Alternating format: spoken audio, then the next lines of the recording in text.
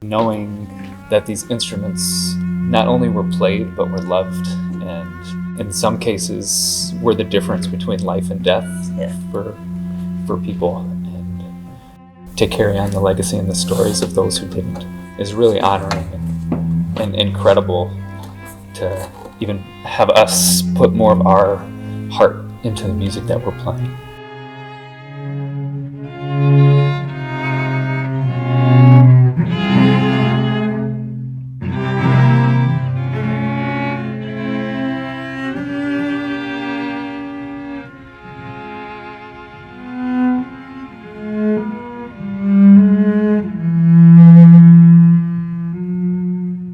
Take a look at these F-holes. Oh, yeah.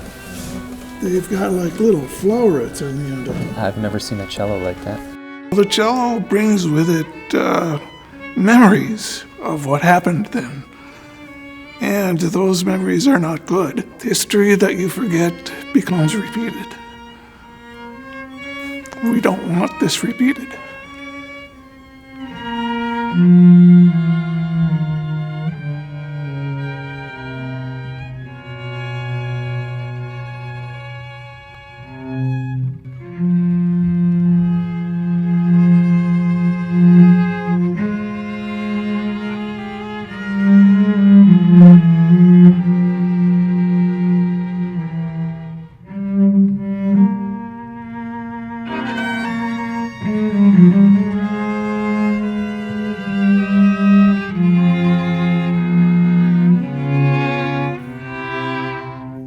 The klezmer pieces were a deliberate choice. The Kol Nidre prelude that we're playing as the quartet, I felt, and I think others felt, it was important that those instruments be heard clearly. So this sparked the idea that we could have a klezmer ensemble that could play in this sort of traditional style.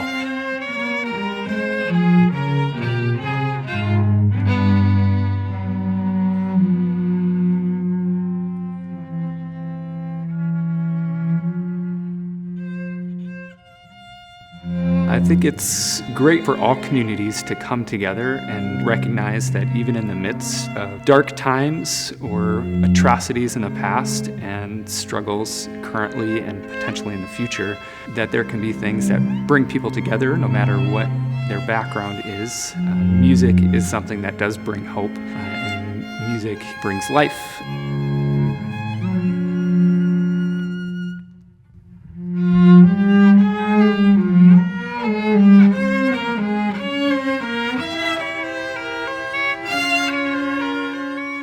It's a different thing to play in a small ensemble without a conductor presence. You know, it's four people. This particular piece that we played, it got a lot of open spaces. It's got a lot of tempo changes. It gets fast, it gets slow. It opens and sits and lets the notes resonate, and then it jumps right back in.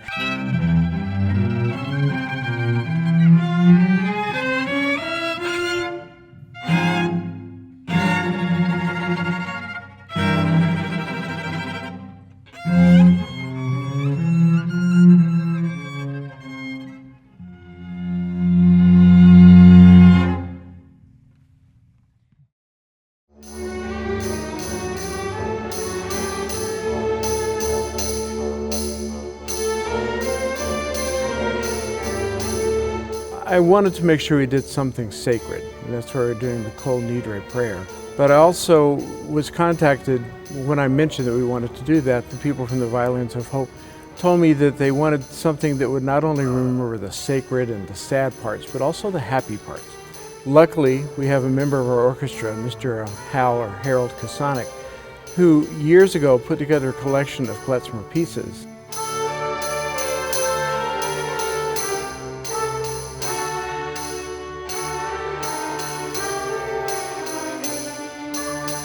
My father was from Białystok, Poland, and Białystok was made up of some 90,000 people. And of the 90,000, there were about 55,000 Jews that lived there. Today, there are about 2,000 Jews that live in Białystok, Poland. And my uncle is a survivor of Auschwitz.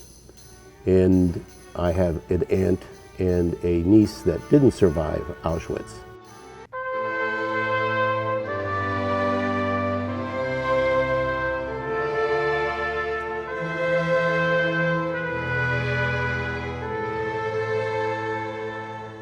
I'm Jewish. I grew up Jewish in a very small town in New Hampshire that did have a temple and had a rabbi who was also a good cantor. And I listened to the music of the Jewish people as I was growing up in this community. As a musician, I took on certainly the sounds, the modes, the passions, the emotions of the music. Jamin asked if I would take an ensemble and work with them with the arrangements of klezmer music that I had set up.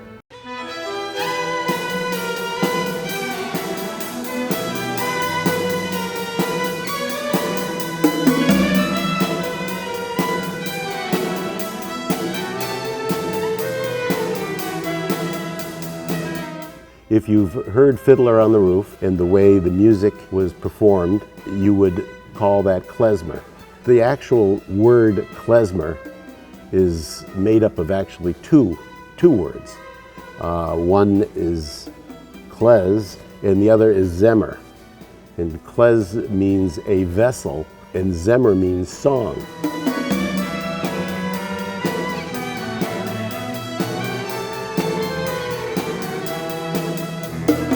As it's played out, I've really been very pleased with not only what we've been able to do musically, but the reactions of the players to the message that the Violins of Hope portrays.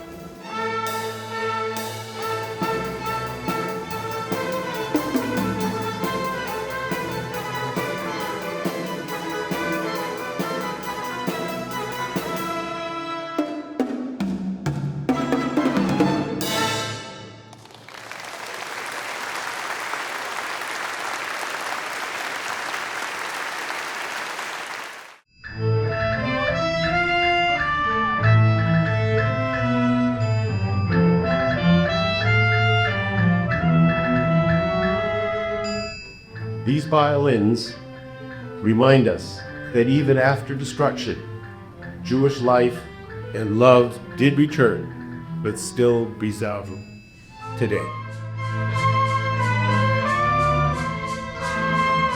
We have this klezmer ensemble that has really, through Hal's work, has really, I think, brought out all the range of that type of music. It's joyous, it's funny, it's celebratory, it's mournful.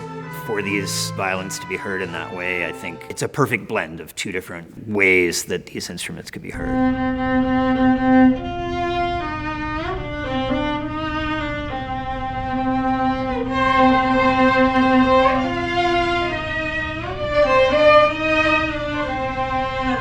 You can read about history in a textbook. There is no equivalent to holding these instruments in your hand, knowing what they've been through, what their owners have been through.